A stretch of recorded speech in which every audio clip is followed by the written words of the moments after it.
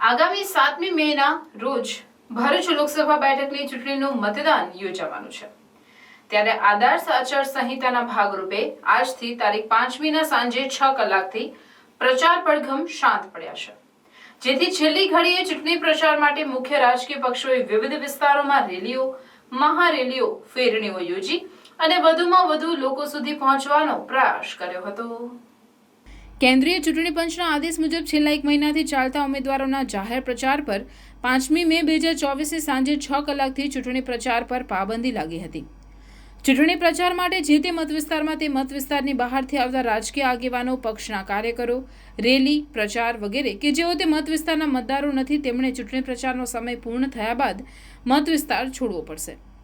જાહેર પ્રચાર પર પડદો પડતા મતદાન પૂરું થવા માટે નિયત થયેલ સમય સાથે પૂરા થતા 48 કલાકના સમયમાં ચૂંટણી સંબંધિત કોઈપણ જાહેર સભા કે સરઘસને એકત્રિત કરવા, આયોજન કરવા કે સંબોધન કરવા ઉપર પ્રતિબંધ મુકાયો છે। અન્ય કોઈ માધ્યમ વડે પણ ચૂંટણી સંબંધિત બાબત જાહેર જનતાને પ્રદર્શિત કરવા પર પણ પ્રતિબંધ રહેશે।